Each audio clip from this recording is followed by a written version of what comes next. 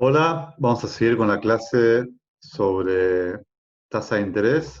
Habíamos quedado en la clase anterior de ver lo que era la diferenciación de conceptos entre tasa de interés activa y tasa de interés pasiva, que básicamente es un término muy utilizado para el sistema financiero, particularmente el sistema bancario. Y cuando hablamos de tasas activas, por decirlo de una manera muy simple, es la tasa que cobran las entidades financieras, los bancos particularmente, por un préstamo, ¿sí? Y la tasa pasiva es la tasa que cobran o que pagan, por los depósitos, ¿sí? Generalmente vamos a tener cuánto pagan por caja de ahorro, por plazo fijo en sus distintos plazos, etcétera, etcétera.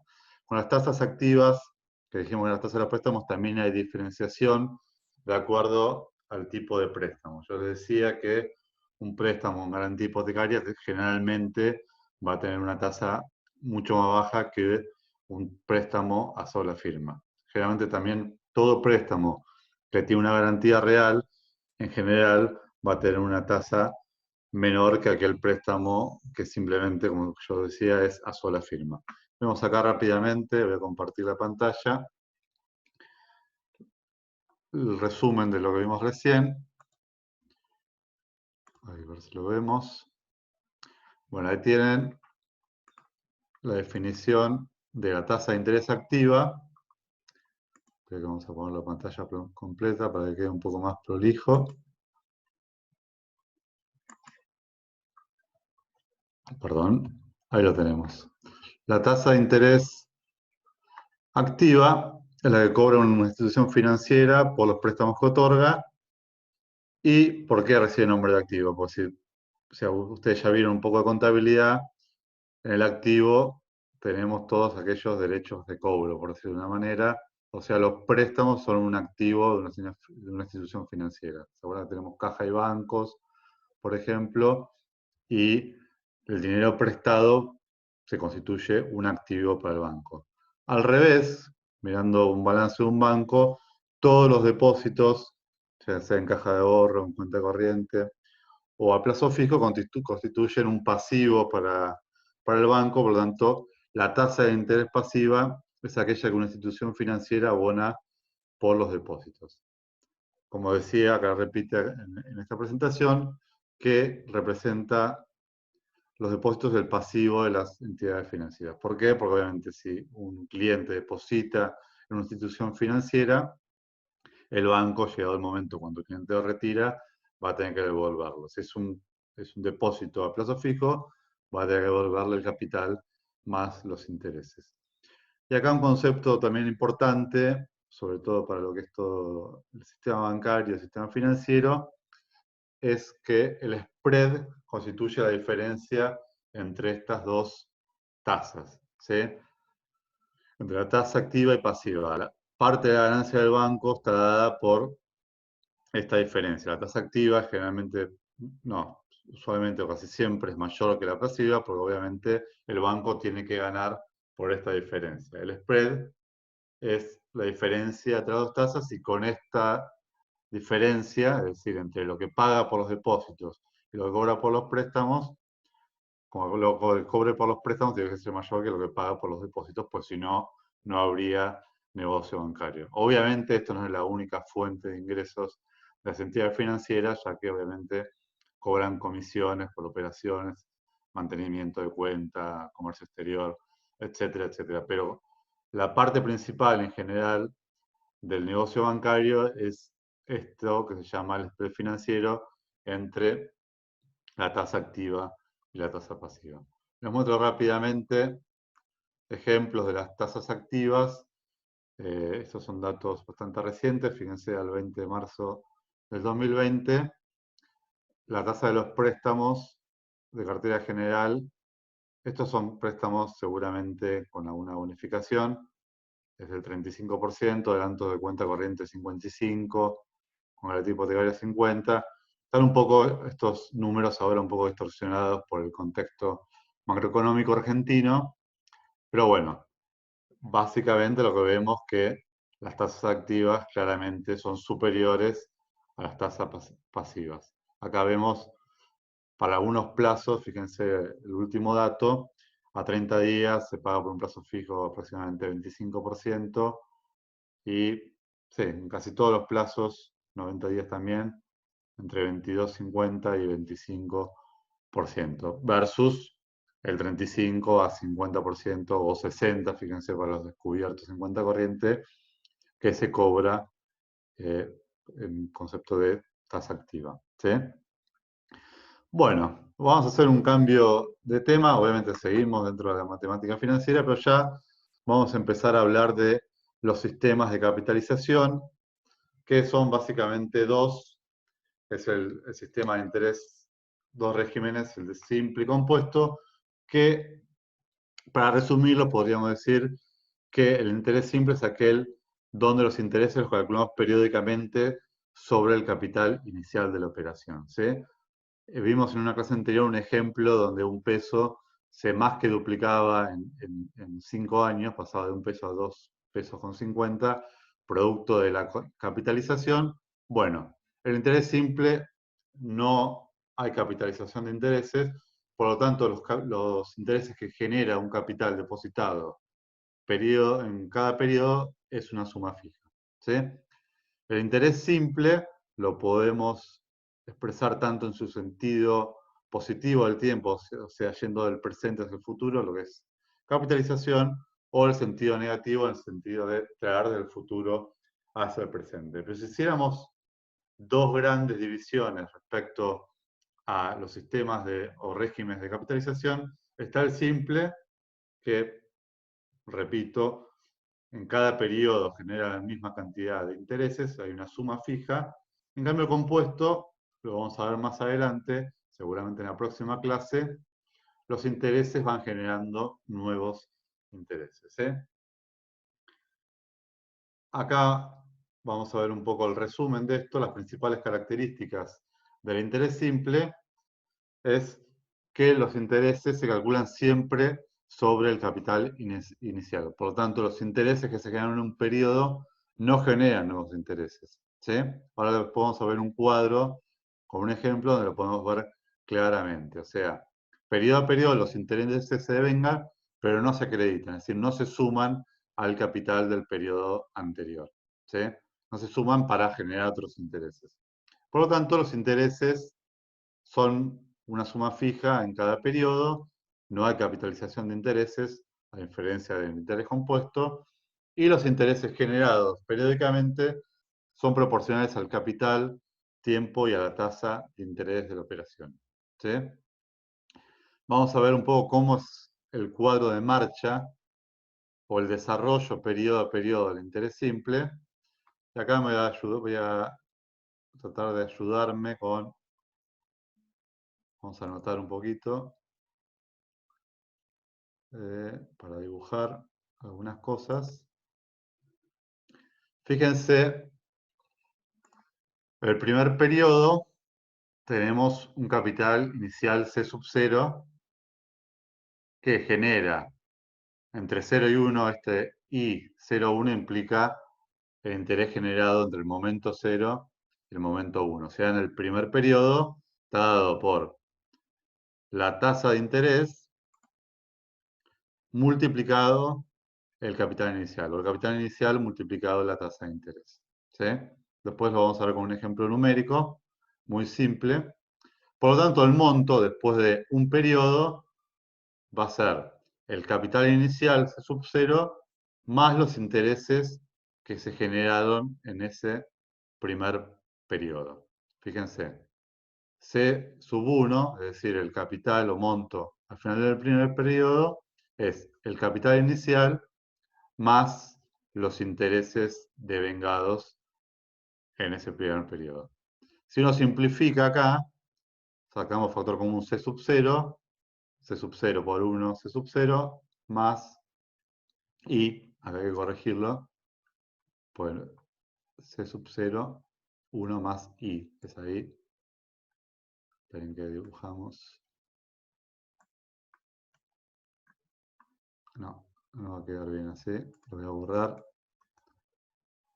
Esto es una I.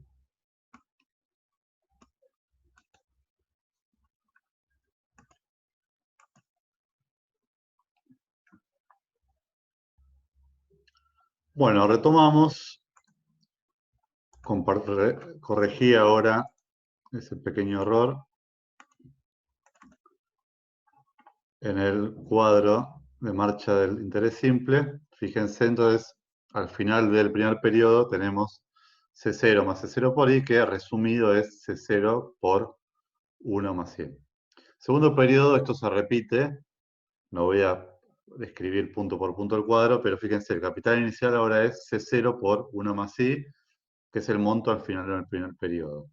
El interés generado entre el momento 1 y 2, o sea, en el segundo periodo, si uno dibujara una línea de tiempo, a ver si lo puedo hacer con una forma, vamos a hacer una línea acá,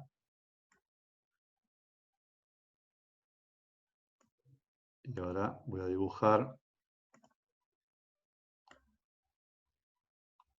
ahí, ahí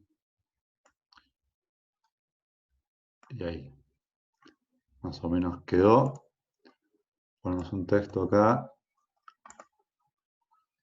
Si podemos poner un 0, un 1 y un 2, voy a dibujar la mano alzada para que quede un poquito más simple.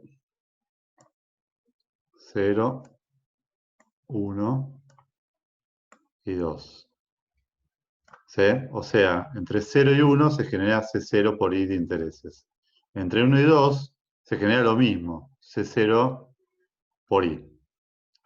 ¿Se entiende? Entonces el monto al final del segundo periodo lo voy a dibujar acá, es este de acá, este es el segundo periodo. El monto final va a ser C0 por 1 más I, que es el capital inicial, más los nuevos intereses generados. Si uno opera sobre esto que está acá, en definitiva, queda C0 por 1 más 2I. ¿Sí? Voy a abrir la pizarra para mostrarles una cosa. A ver si la encuentro acá. Un segundito. Vamos a abrir la pizarra. Acá está. Bien. Voy a dibujar bien grande la fórmula que nos quedaría. C sub n igual C sub 0 por 1 más I por n. Perdón. Voy a ponerlo con un asterisco. El asterisco vamos a usar como por, puede ser un poquito más claro acá. 1 más I por n. Que esto es lo mismo que C sub 0, si uno lo distribuye, más C sub 0, C sub 0 por I por n. ¿Sí? Entonces, me interesa que vean esta fórmula, que es la fórmula del interés simple. ¿Sí? Si uno distribuye, queda C0 más C0 por I por N, que todo esto que está acá, lo voy a dibujar, esto son los intereses totales. ¿Sí? Los intereses totales entre 0 y N están ahí. ¿Bien? Bueno, volvamos al cuadro de marcha ahora. Tenemos acá. Fíjense que para el periodo n, que es el último periodo, me queda la fórmula que vimos recién. C0 por 1 más n por i o i por n, el orden de los factores no altera el producto. Y vemos acá el mismo cuadro que arriba, pero ya con un ejemplo numérico. ¿Sí? Acá no lo puse, pero básicamente, lo voy a anotar acá arriba, en este ejemplo, lo pongo acá, el capital inicial es igual a 100 y la tasa de interés es 0,20 o 20%. Acuérdense que lo vimos en la primera clase, la diferencia entre el porcentual o por 1. Para hacer los cálculos, y esto hay que grabárselo, siempre usamos por 1, o sea, 0,20. 0,20 significa que los intereses pagados o ganados en un periodo por peso son 0,20 centavos o lo que sea, sí, 0,20. Bien, entonces mirando y comparando el cuadro que tenemos arriba, que está hecho en forma general, sin números, lo hacemos con un ejemplo numérico. Fíjense, partiendo de 100 pesos, en un periodo se generan 20 pesos de intereses. Por lo tanto, el monto al final del primer periodo, ¿cuánto es? Capital inicial más los intereses, que me da 120. Ya en el segundo periodo, el capital inicial es 120. Pero el interés periódico lo sigo calculando sobre el capital inicial de 100 pesos, lo que me da nuevamente 20 pesos de intereses, igual que en el primer periodo, porque la característica justamente del interés simple es que los intereses se calculan sobre el capital inicial. Entonces, al final del segundo periodo tendré el capital inicial más los intereses que se generaron en este segundo periodo, que fueron de 20 pesos, tengo finalmente 140 pesos.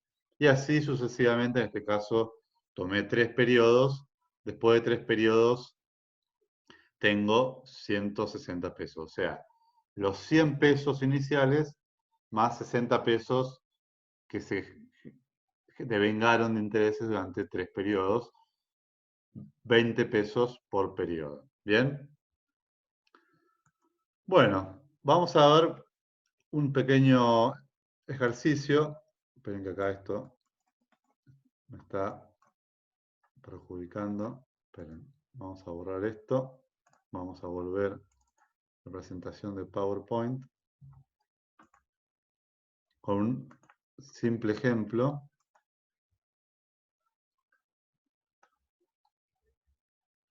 Vamos a frenar acá, compartir la pantalla, la presentación de PowerPoint.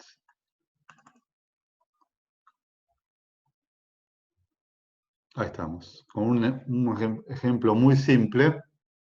Fíjense, dice, se invierten 100.000 pesos durante 5 meses a una tasa de interés del 2% mensual. ¿Sí? Aplicamos la fórmula, básicamente. Acuérdense la fórmula, la voy a poner acá, vamos a anotarla acá.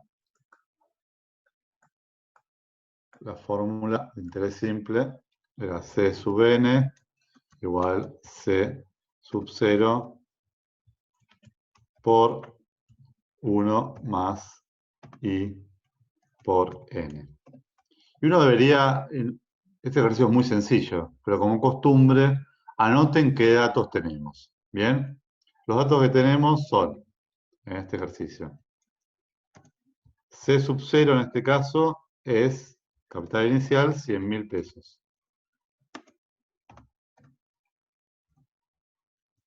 N, que es todo lo que tenemos que reemplazar en esta fórmula. C sub 0 ya lo tengo. N son 5 meses. 5 meses. Y la tasa, y acá es importante, después lo vamos a ver en unos ejercicios un poco más complejos, tengo que ver en qué periodo está expresada. Afortunadamente está expresada en 2% mensual, que si yo lo paso 2 dividido 100, la tasa mensual es 0,02. ¿Sí? Acuérdense la diferencia cuando es porcentual, cuando es por 1. Bien, reemplazando la fórmula que la tenemos acá, fíjense, acá tengo la resolución, al final tengo 110.000 pesos, o sea, los 100.000 pesos iniciales más los 10.000 pesos que se generan en los 5 meses. Básicamente se van a generar 2.000 pesos periódicamente, si tomamos que son 5 meses. ¿Sí? es el 2% de 100.000. Si yo hago 100.000 por 0,02, eso me da 2.000 multiplicado por 5 meses, son 10.000 pesos de intereses. Ahí tienen la aclaración, que es lo que yo les decía recién, que para hacer los cálculos siempre expresamos la tasa en tanto por uno. Por supuesto, como que los datos de un rendimiento se presenten en tanto por ciento. Cuando uno ve una operación financiera o ve la pizarra de un banco, las tasas están expresadas en porcentaje. ¿Sí? Estamos acostumbrados a pensar en porcentajes, pero en la matemática financiera o cálculo financiero o en las finanzas en general, tenemos que a la hora de hacer cálculos usar el tanto por uno. ¿Bien? Vamos a ver una pequeña cosa más. Seguramente en próximos videos les voy a explicar paso a paso diversos ejercicios y capaz que alguna cosita que nos haya quedado pendiente de...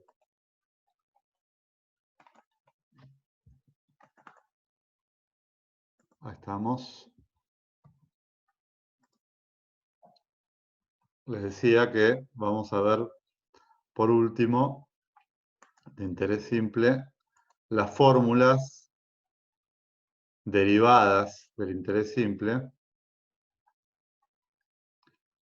que básicamente es tomar la fórmula de interés simple y despejar cuando yo tengo otras incógnitas. Pues vamos a ver ejercicios o realidades. Somos ejercicios, pero en la práctica financiera, por ejemplo, yo puedo tener una operación donde tenga que averiguar el capital inicial. Yo sepa cuál es el capital final o el monto obtenido, tenga la tasa y tenga el tiempo que pasó, y bueno, decir, bueno, por ejemplo, con el ejercicio anterior, pensarlo al revés. Yo obtuve 110.000 pesos, la tasa fue del 2% y fueron 5 meses. Bueno, ¿cuánto depositó esa persona? Bueno, pasando términos, llegamos a esta función, o también esta, que es el total de intereses dividido I por N. ¿Sí? Otro ejercicio o otra incógnita puede ser, bien, tengo el monto, tengo el capital inicial y tengo el periodo, pero no sé cuál tasa se aplicó. Bueno, perfecto.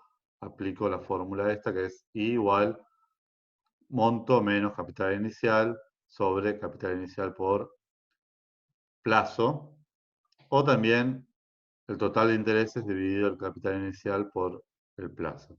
Importante, que lo vamos a ver en los ejemplos que yo voy a resolver, que voy a subir en próximos videos, es que la tasa, aquí en esta tasa, va a estar conectada obviamente al plazo. ¿Sí? Acuérdense que no, la tasa necesariamente tiene que estar expresada en un periodo de tiempo, porque dijimos que la tasa de interés me dice cuánto de intereses pago o cobro por unidad de tiempo. ¿Sí? Es decir, si un ejercicio N vale 5 meses, la tasa que yo obtenga como resultado va a ser mensual. ¿Sí? Lo mismo cuando hablamos del número de periodos, es la misma relación. Acá está el número de periodos y acá está la tasa. Depende si yo pongo una tasa mensual aquí o una tasa anual. En el caso de ser una tasa mensual, la respuesta en periodos va a ser en meses. Si uso una tasa anual, la respuesta de la incógnita resuelta va a ser también en años. Si estos años, si estos meses, meses, si es una tasa diaria, esto me va a dar en cantidad de días. Bueno, el interés acumulado es el total de intereses que básicamente, les recuerdo, nunca viene mal, ponemos acá bien grande, como era la fórmula, C sub n igual C sub 0 por 1 más I por n.